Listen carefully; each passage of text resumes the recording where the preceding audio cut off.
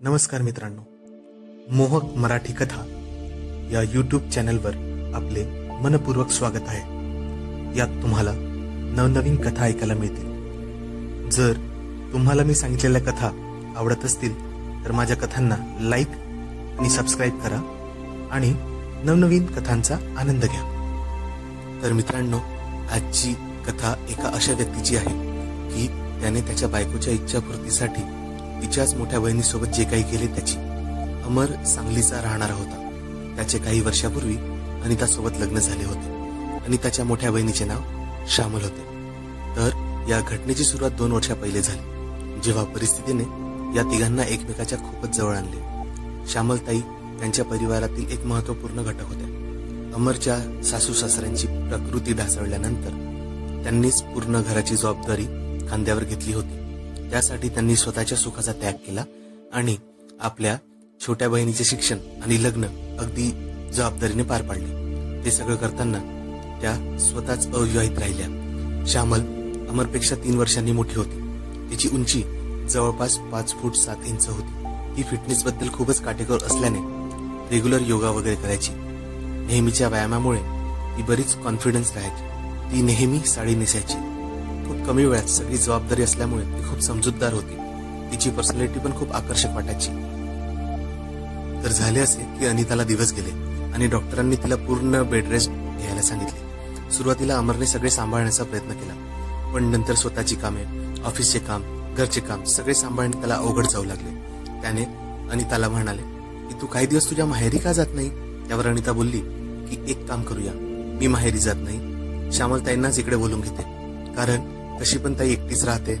आपण सगळे सोबत राहू तर होईल सगळे व्यवस्थित मॅनेज आणि तुझे पण वांदे होणार नाही। अमरलाही ते पटले होते। मग ठरल्याप्रमाणे श्यामल अनिता आणि अमरच्या घरी आली आणि तिने लवकरच घरची पूर्ण जबाबदारी सांभाळून घेतली। घरची सगळे छोटे मोठे कामे ती अगदी सफाईने करत होती आणि अनिता बरोबर पूर्ण वेळ राहत होती। रात्री पण ती अनितासोबतच झोपायची आणि अमर दुसऱ्या बेडरूम मध्ये आराम करायचा। सगळे काही नॉर्मल वाटत होते, पण काही दिवसांनी अमरला असे जाणवले की श्यामलच्या राहणीमानात फरक पडला आहे। ती आजकाल साडी घालत नाही। कधी कधी रात्री ती अनिताची नाईटी घालून घ्यायची आणि त्यात ती एकदमच आकर्षक दिसायची। तिचा फिगर तिच्या त्या दोन्ही बहिणीमध्ये सगळ्यात बेस्ट होता। तिचे सौंदर्य, तिच्या शरीराचा आखीव रेखीवपणा त्या नाईटीमध्ये उभारून यायचा। अमर शेवटी पुरुषच होता, किती थांबणार ना तो स्वतःला। त्याची चोरटी नजर श्यामलाला वरून खाली बघत राहायची। दुसरी गोष्ट म्हणजे अनिता प्रेग्नेंट झाल्यापासून त्याचा उपास सुरू झाला होता। त्याच्यात काही गरमी होती, त्यामुळे तो रोज रात्री श्यामलचा विचार करून स्वतःच्या हाताने स्वतःला शांत करून घेत होता। तेवढाच काय तो विरंगुळा त्याला मिळायचा। दिवस असेच जात होते। जवळपास 15 दिवसांनी श्यामलला घरी काहीतरी अर्जंट काम आले होते। त्यासाठी तिला 2-3 दिवसांसाठी घरी जायचे होते। अमर आणि अनिता दोघेच घरी होते। अनिता अमर जवळ येऊन बसली आणि त्याने म्हणाली, अमर, मला तुमच्याशी काहीतरी बोलायचे, पण कसे बोलू? मला बोलताना खूपच ऑकवर्ड वाटत आहे की तुम्ही त्याबद्दल काय विचार कराल किंवा माझ्याबद्दल काय विचार कराल। अमर नेमका विचारात पडला की हिला काय बोलायचे आहे, पण त्याने थोडा धीर धरत तिला म्हटले, अगं बिंदास बोल माझ्यासोबत। तू माझ्यासोबत शेअर नाही करशील तर कुणासोबत शेअर करशील ना? अनिता थोडी रिलॅक्स झाली आणि अमर सोबत बोलू लागली, अमर, तुम्हाला तर माहित आहे श्यामलताईने अजूनपर्यंत लग्न केले नाही आणि ती पुढेही करणार नाही। त्यावर अमर बोलला, हो मला माहित आहे, पण काय झाले? मग अनितानी त्याच्याकडे पाहिले आणि म्हणाली, तुम्हाला तर माहित आहे या जगात ताईशिवाय मला कुणीच माहेरचे नाही आणि ती तर नेहमी एकटीच राहते। त्यावर अमर बोलला, हो हेही मला माहित आहे ग, पण तुला नेमके काय म्हणायचे आहे ते सांग ना नक्की। अनिता त्यावर म्हणाली, आपण श्यामलताईला नेहमीसाठी आपल्यासोबत ठेवू शकतो का? त्यावर अमर काहीच रिॲक्शन न दाखवता बोलला, यात मला काय विचारायची गरज आहे? जर श्यामलताई तयार आहे तर मला काय प्रॉब्लेम आहे? ती आपल्यासोबत राहू शकते। मग अनिताने खुश होऊन अमरच्या गालावर किस केले आणि त्याला प्रेमाने म्हणाली, मला माहित होते डिअर, तू मला कधीच नाही नाही म्हणणार, पण गोष्टी एवढीच नाहीये। आता मात्र अमर चांगलाच गोंधळला होता। तो तिला थोड्या चढ आवाजात म्हणाला, अगं तुझ्या डोक्यात काय सुरू आहे ते तरी सांग मला। अशी उगाच गोष्टी गोलगोल फिरू नको। जे काही तुझ्या डोक्यात आहे ते स्पष्टपणे सांग। काहीच मागचा पुढचा विचार करू नकोस किंवा घाबरू नकोस। मला काहीच वाटणार नाही। तुला माझ्यावर आणि मला तुझ्यावर पूर्ण विश्वास आहे ना? मग एवढा काय विचार करते? सांग ना पटकन। त्यावर अनिता म्हणाली, हो हो मला विश्वास आहे, म्हणूनच मी एवढी मोठी गोष्ट बोलण्याची हिंमत करत आहे. तुम्हाला श्यामल ताईची मदत करावी लागेल. कशी मदत? अमरने विचारले. थोडं कचरतच अनिता मागे पुढे बोलू लागली. ताई खूप एकटी आहे आणि प्रत्येक स्त्रीच्या काही गरजा असतात. त्यावर तो पुढे बोलला, तू म्हणते ते बरोबर आहे. ती आपल्या सोबत राहील ना, मग तिला एकटेपणा वाटणार नाही. आणि नाही, मला तसं म्हणायचं नव्हतं. अनिता त्याचे बोलणे कापत बोलली. तर मग काय बोलायचंय तुला? आता तो फारच वैतागला होता. ती घाबरत बोलली, तुम्ही ताईच्या सगळ्या गरजा पूर्ण करू शकाल का? सगळ्या म्हणजे अगदी सगळ्या. चेहऱ्यावर प्रश्नार्थक चिन्ह घेऊन तो पुढे बोलला. तुला काय म्हणायचे आहे? ती परत बोलली. बघा, मला चुकीचं समजू नका, पण तुम्ही श्यामल ताईच्या शारीरिक गरजा पूर्ण करू शकाल का? तिच्यासोबत शारीरिक संबंध ठेवू शकाल का? ताईंनी माझ्यासाठी खूप केले आहे हो. मला तिची अवस्था बघवत नाही, म्हणून मी तुम्हाला रिक्वेस्ट करते आहे. तिचे बोलणे ऐकून अमर आपल्या जागेवरून उडालाच होता.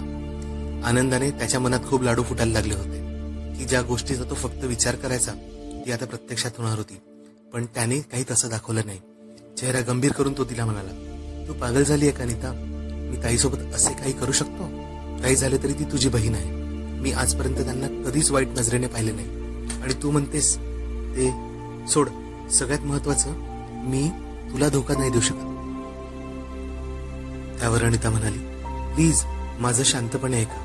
काही चुकीचं समजू नका. मला माहित आहे की तुमचं माझ्यावर खूप प्रेम आहे आणि तुम्ही ताईला कधी त्या नजरेने पाहिले नाही, हेही मला माहिती आहे. आणि धोका द्यायचा प्रश्नच नाही, कारण मीच तुम्हाला आग्रह करते ना. म्हणून माझं प्लीज ऐका आणि ताईची मदत करा. अमरने तिला थोडं सिरियस होऊन म्हटलं, नाही करू शकत मी. आणि अनिता रडायलाच लागली आणि रडत रडतच म्हणाली, फक्त एकदाच करून बघा ना. जर तुम्हाला नाही वाटलं ठीक, मग वाटल्यास मी तुम्हाला कधीच काय म्हणणार नाही. त्यावर काय बोलावे हे अमरला सुचत नव्हते. त्यावर तो बोलला, ठीक आहे, मी विचार करून सांगतो. पण पहिले हे सांग, श्यामल ताईच्या गरजेचं तुला कसं माहीत झालं? ताईने तुला काही म्हटलंय का? त्यांनीच तुला याबद्दल काही इनिशिएट केलाय का? अनिता बोलली, नाही, हा माझाच विचार आहे. कारण मला काहीतरी फील झालंय. मला वाटतं की ती खूप दुःखात आहे. तिने मला स्वतः काही सांगितलं नाही, पण अशा 1-2 गोष्टी झाल्या, त्यावरून मला हे कळले की ती दुःखात आहे. अमर बोलला, स्पष्ट सांग. तर त्या दिवशी, मग अनिता सगळे सांगायला लागली. तर त्या दिवशी जेव्हा आम्ही दोघेही माझ्या रूममध्ये झोपलो होतो, तर मला झोप लागत नव्हती. ताईला वाटले की मी झोपली आहे. मला मादक सुस्कारे दिल्याचा आवाज येत होता, जो ताईचा होता. ताईचे श्वास सुद्धा खूप जोरजोरात सुरू होते. मग लगेच येणारे आवाज बंद झाले. म्हणून मी एक डोळा उघडून पाहिले तर श्यामलताई बाथरूम मध्ये गेली होती. मग त्यानंतर काय झाले?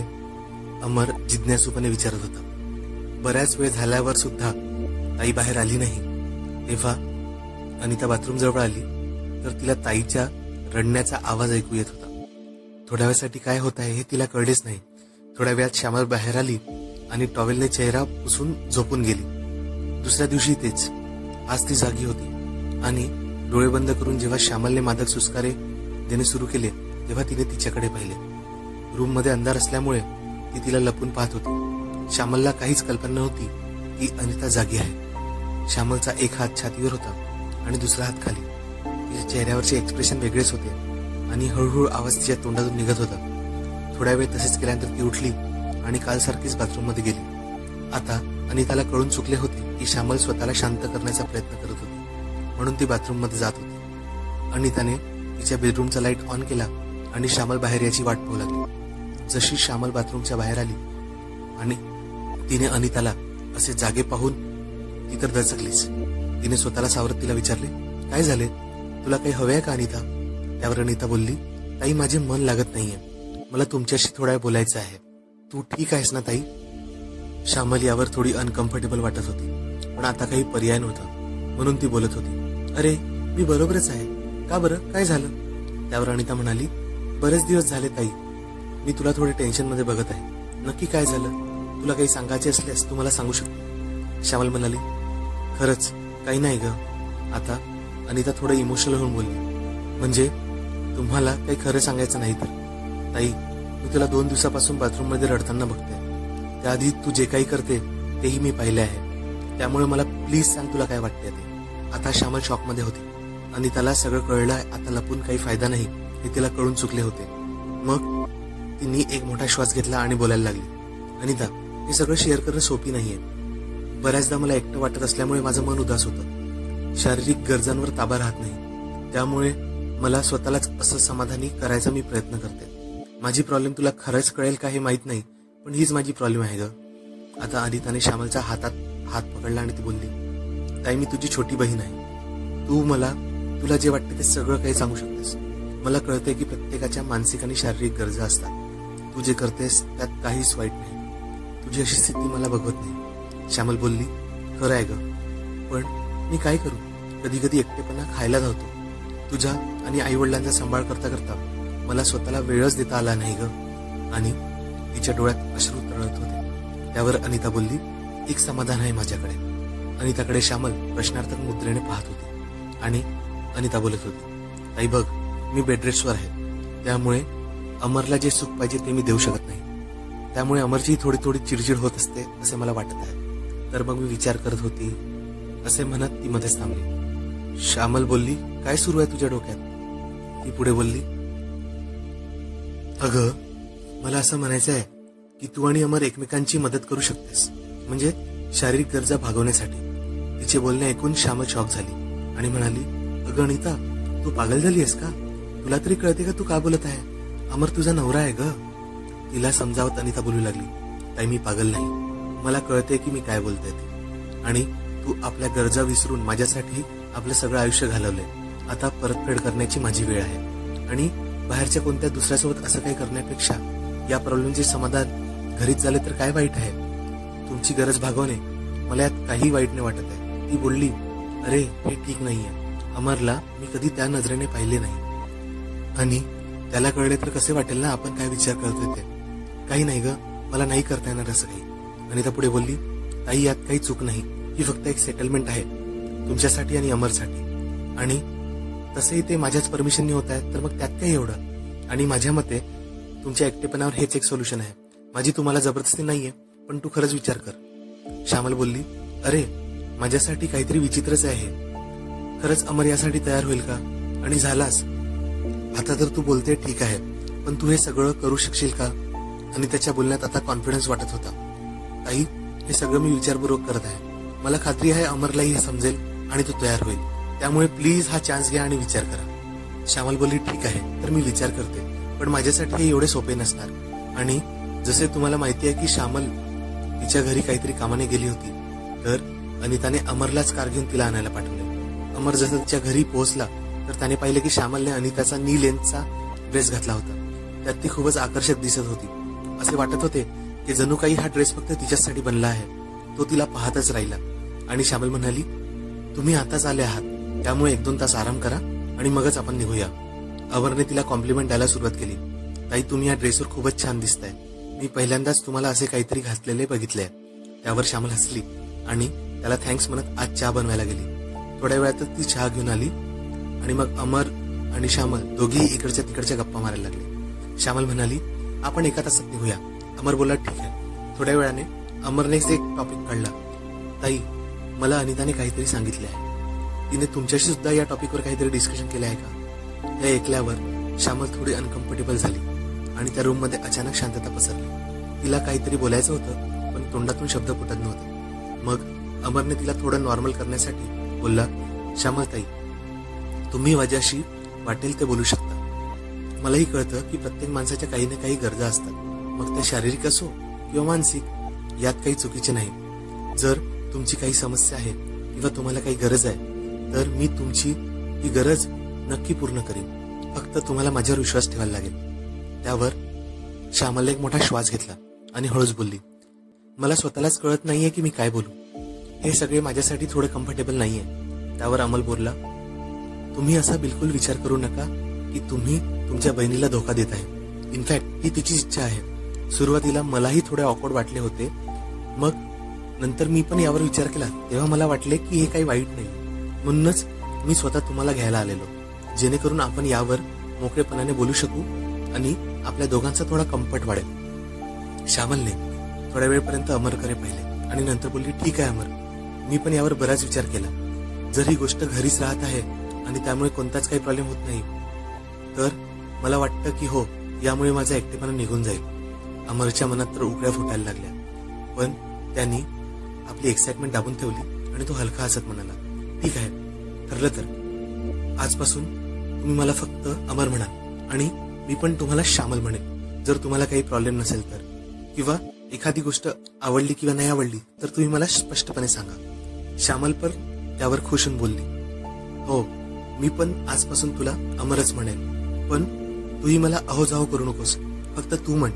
अमरने होकारार्थी मन हलवली आणि पुढे बोलला, श्यामल खरं सांगायचं झालं तर काही दिवसापासून तू जे काही आउटफिट घातले आहे त्यात तू खूपच सुंदर दिसत आहे. त्यावर श्यामल लाजत म्हणाली, थँक्स. तुझी नजर मी पाहिली होती, मला कळले होते की तू मला नोटीस करत आहे म्हणून, पण तू मला सांग की तू जे काही पाहिले त्यात तुला सगळ्यात चांगलं काय वाटलं माझं? खरे सांगायचे झाले तर पायाच्या बोटांपासून ती वरपर्यंत तुम्ही खूपच आकर्षक दिसता. तुमचा बांधा अगदी कमनीय आहे आणि मी तुमच्या फिगरचा आणि स्माईलचा खूप दिवाना झालो आहे. तो तिच्याकडे पाहत बोलत होता. त्यावर श्यामलही म्हणाली, मलाही तुझा स्वभाव, तुझी उंची, सगळं काही आवडतं. मला तुझ्यासारखाच नवरा हवा होता. तिला थांबत अमर म्हणाला, काही प्रॉब्लेम नाही साली साहेब, आता तर खरोखरच तुम्ही माझी आधी घरवाली होणार आहे. सांग श्यामल तुझ्या मनातल्या सगळ्या काय काय विचार सुरू आहे तुझ्या मनात, असे तो श्यामलला बोलू लागला. श्यामल लाजत बोलली, चुप बस, माझ्या मनात तर खूप विचार आहे, पण मी असे कुणाला उघडपणे सांगू शकत नाही. अमर तिला थोडे उत्तेजित करायच्या हिशोबाने बोलत होता. त्या दिवशी अनिताने जे पाहिले तसे तुम्ही कधीपासून करत आहात, तसे करताना तुम्ही कोणाचा चेहरा आपल्यासमोर ठेवता. श्यामल आता चांगलीच लाजली. तिने आपली नजर खाली केली आणि बोलली, तसे मी मागच्या 4 वर्षापासून करते आहे. खूप कंट्रोल केलंय स्वतःला, पण हात खालीच जातो, राहवतच नाही. मग शांत झाल्यावरच थांबतो. अमर बोलला, आणखी सांगा तुमच्या काय इच्छा आहे ते, तुम्हाला काय काय करायला आवडेल माझ्यासोबत? श्यामल त्यावर लाजत बोलली, असे सांगायला मला वेगळंच वाटत आहे. कदाचित ती यातून तापत होती. त्यावर अमर बोलला, आपल्या दोघात थोडा कम्फर्ट वाढायला हवा, त्यासाठीच मी हे सगळं बोलतोय, जेणेकरून आपण एकमेकांसोबत फ्रँक हो. त्यामुळे जेव्हा आपण प्रत्यक्षात हे सगळं करू आपल्याला अडचण जाणार नाही आणि आपण खूप आनंद घेऊ शकू आणि मी तुम्हाला हवा तसा तृप्त करू शकेन. खरे तर अमरची इच्छा होती की आता श्यामलला मिठीत घेऊन खेळ सुरू करावा, पण त्याने स्वतःला रोखले. उत्तेजित होऊन त्याचे पोरुष उसळ्या मारत होते. त्यांनी कसं तरी आपल्या पायाची फोल्ड करून झाकून ठेवले होते. श्यामल बोलली, खरे तर मी याचा कधी विचार केला नाही आणि अनुभव सुद्धा घेतला नाही, त्यामुळे मला काही तेवढे माहिती नाही. तिचे शब्द ऐकून अमर खुश झाला. म्हणजे याचा अर्थ तुम्ही अजूनही कुमारिकाच आहात? त्याच्या प्रश्नावर श्यामल कमालीचीच लाजली आणि आपली मान खाली घालून तिने होकार दिला. अमर आता चांगलाच चेकाळला होता. तो थोडा एटीतच बोलला, वा काय नशीब आहे माझं, दोन्ही बहिणी मलाच मिळाल्या, त्याही एकदम पेटी पॅक. त्याच्या बोलण्याने श्यामलचा चेहरा एकदम लाल झाला. तिच्यातही उत्तेजनेची एक लहर प्रवेश करून गेली. ती म्हणाली, प्लीज असं बोलू नको, मला खूप कसं तरी वाटत आहे. त्यावर तो हसत म्हणाला, आता लाजायचं नाही, आपल्यात फ्रँकनेस राहायलाच पाहिजे. जर आपण उघडपणे बोललो नाही तर आपण एकमेकांच्या गरजा ओळखून एकमेकांना कसे तृप्त करू शकू? सांग मला श्यामल, कधी करायचे, कसे करायचे? मी तर आताही तयार आहे, तूच सांग कधी, प्रोटेक्शन की विदाउट प्रोटेक्शन, तुला जसं आवडेल तसं. त्याच्या बोलण्यावरती उडालीच आणि म्हणाली, मला यातलं काहीच माहित नाहीये, त्यामुळे कसे करायचे, काय करायचे ते तुलाच ठरवायला लागेल आणि जशी तुझी मर्जी. अमरने परत तिला नॉर्मल करत म्हटलं, ठीक आहे, आपण इथे काही नाही करू, आपण घरी जाऊया आणि त्याला आपल्यात काय ठरलं ते सांगूया आणि मग ती जेव्हा आपल्याला ग्रीन सिग्नल देईल आपण तुटून पडूया, असे तो म्हणाला. त्यावर श्यामल म्हणाली, अमर तू खूप नॉटी आहेस. त्यावर तो पुन्हा बोलला, ही सगळी तुझीच कमाल आहे, असे म्हणून त्याने तिच्या गालावर एक हलके चुंबन घेतले. श्यामल एकदम शहारली आणि त्याच्याकडे आवाजून पाहू लागली. आता ती त्याला म्हणाली, हे काय होते? तो म्हणाला, काही नाही ग, फक्त एक माहोल बनत होतो. कसे वाटले तुला? ती हळूच बोलली, थोडं ऑकवर्ड होतं पण छान वाटलं. आता ते दोघेही फ्रँक झाले होते. अमर बोलला, हेच तर पाहिजे ना आपल्याला, चला बाकीच्या गोष्टी आपण घरी गेल्यावर करू. घरी पोहोचताच अमरने अनिताला सांगितले की श्यामलची मदत करायला तो तयार आहे. अनिता म्हणाली, श्यामल ताईवरून सरळ श्यामल? तो बोलला, हो, आता संबंधच बदलणार आहे तर थोडा बदल करावा लागेल ना. अनिता खुशीत बोलली, मला माहित होते तुम्ही माझा शब्द खाली जाऊ देणार नाही, म्हणूनच मी आपला दुसरा बेडरूम सजवून ठेवला आहे. मग आज तुम्ही तिथेच राहायचं, श्यामलताईची मदत करायची, तिचा एकटेपणा दूर करायचा, तिला खुश करायचं, तृप्त करायचं. श्यामल तिथेच उभे राहून सगळं ऐकत होती. ती लाजेने लालबुंद झाली होती. तिच्या तोंडून शब्दच फुटत नव्हते. अमर चावटपणे तिला म्हणाला, चला तर मग साली साहेब, तयार राहा, आणि बाहेर निघून गेला. मनातल्या मनात तो खूपच एक्साइटेड आणि उत्तेजित होता. कधी रात्र होते याची तो वाट पाहत होता. रात्रीचे जेवण होताच श्यामल त्या सजवलेल्या रूममध्ये चालली गेली आणि अमर थोड्या वेळाने त्याच्या रूममध्ये जाऊन अनिताशी बोलू लागला. अनिता बोलत होती, श्यामल ताईचा आनंद खूप महत्वाचा आहे. मी खुश आहे अमर तुमच्यावर की तुम्ही माझ्या ताईची मदत करत आहात. थोड्या वेळ हेच बोलल्यावर अमर सुद्धा श्यामलच्या रूममध्ये गेला. त्याने पाहिले रूम खूपच सुंदर फुलांनी सजवली होती. हलका हलका प्रकाश, अत्तराच्या सुगंधामुळे वातावरण अतिशय मोहक, मादक आणि उत्साहपूर्ण होते. त्याला पाहताच श्यामल भावुक झाली आणि म्हणाली, मी खूप भाग्यशाली आहे की मला अनितासारखी बहीण मिळाली जी माझ्यासाठी एवढं काही करत आहे. श्यामल त्या खोलीत अगदी शांतपणे बसली होती आणि आनंदकडे पाहून लाजत होती. तो जवळ आला. त्याने तिचा हात त्याच्या हातात धरला आणि म्हणाला, श्यामल, आम्ही जे काही करतोय ते तुझ्यासाठी करतोय. आता तू चिंता सोडून दे. फक्त या क्षणाचा आनंद घे, स्वतःला रिलॅक्स कर. जेव्हापासून ठरले आहे तेव्हापासून मी तुझ्या चेहऱ्यावर एक आनंद बघतो आहे. म्हणूनच आजचा दिवस तुझ्यासाठी स्पेशल झाला पाहिजे, कारण तू आमच्यासाठी खूप स्पेशल आहे. श्यामलने आपले डोळे घट्ट बंद केले. अमरचे शब्द ऐकून ती आणखीनच भावुक झाली होती. तिच्या चेहऱ्यावरची लाज आणि तिच्या ओठावरची स्माईल तिला आणखीनच मादक करत होती. तिला असे बघून अमर तिला काही वेळ बघतच राहिला. त्याच्या अंगात एक शिरशीर उठली. तिने डोळे उघडले आणि म्हणाली, काय बघतोयस माझ्याकडे? अमरने आता तिला मिठीत घेतले. तिने आपले ओठ त्याच्या कानाजवळ नेले आणि तिला म्हणाली, खरंच मी यासाठी तयार आहे का?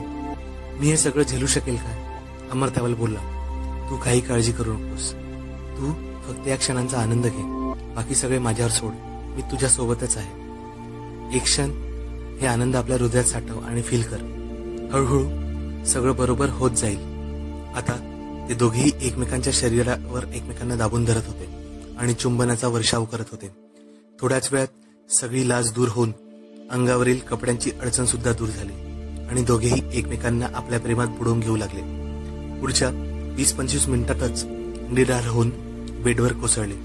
दोघेही आपल्या दडदडणाऱ्या छातीला श्वासांवर कंट्रोल ठेवण्याचा प्रयत्न करत होते. त्यांच्या रूमचा एक एक कोपरा त्यांच्या प्रेमाच्या खेळाचे रूप देत होता. रूमभर मदनाचा सुगंध दरवळत होता. थोड्याच वेळात ते बाथरूममध्ये जाऊन फ्रेश झाले आणि परत एकमेकांना आपल्या बाहुपाशात घेऊन बेडवर पडून राहिले. श्यामलने एक लांब श्वास घेत म्हटले, अमर, मी तुझी आणि अनिताची आयुष्यभर ऋणी राहील. तुमच्यामुळे मी आयुष्यातला हा मोहक अनुभव घेऊ शकले. मी खूपच समाधानी आहे. तुम्ही माझा एकटेपणा दूर केला आणि मला अमाप आनंद आणि तृप्ती मिळवून दिली. मी तुमच्या दोघांचे उपकार कधीच विसरू शकणार नाही आणि आजपासून मी तुझी अर्धीच काय तर पूर्ण घरवाली आहे. तिच्या बोलण्यावर मोहित होऊन अमरने तिचे हलकेसे चुंबन घेतले आणि तो तिला म्हणाला की आम्ही दोघे नेहमी तुझ्यासोबत आहे आणि मला असं वाटते की आपले नाते असंच राहावे. त्यावर श्यामल म्हणाली, मला पण आता हेच पाहिजे. वारंवार हा मोमेंट तुझ्यासोबत मी फील करेन. मला असं वाटतं की मी आता परत फ्रीपणे जाऊ शकते. मग त्या दोघांमध्ये प्रेमाचा आणखी खेळ रंगला. ते कधी झोपी गेले त्यांना कळलेच नाही. अनिताने सकाळी दरवाजा ठोठावला आणि हसतच बोलली, चला उठा, किती वेळ झालाय. दोघेही रूमच्या बाहेर आले. त्यांच्या चेहऱ्यावरचा आनंद बघून अनिता म्हणाली, ताई, तुला असे खुश पाहून सांगू शकत नाही की मी किती आनंदी आहे. माझी इच्छा आहे की तू अशीच खुश राहावी आणि रोज हा आनंद घ्यावा. अमर, तुझे लाख लाख धन्यवाद. तू माझ्या म्हणण्यावरून ताईला साथ दिली. श्यामलने अनिताला मिठी मारली आणि रडायला लागली. तू जे काही केलेस ना माझ्यासाठी, मी ते कधीच विसरू शकणार नाही. तू माझे आयुष्य परत सावरलेस. मग काय, अमर तर आनंदीच होता. आता तो रोजच श्यामलचा उपयोग घ्यायचा. काही दिवसांनी डिलिव्हरी होऊन अनिता सुद्धा नॉर्मल झाली. मग कधी श्यामल, कधी अनिता. 1-2दा त्या तिघांनी सोबत एकमेकांना आनंद दिला. ते आता परिवारासारखेच राहू लागले. या सगळ्यात जास्त आनंदी अमर होता. त्याचे तर नशीबच उघडले होते असे राहून. तर मित्रांनो, कशी वाटली तुम्हाला ही गोष्ट? आमच्या चॅनलला लाईक, शेअर आणि सबस्क्राईब करा आणि नवनवीन कथांचा आनंद घ्या. धन्यवाद.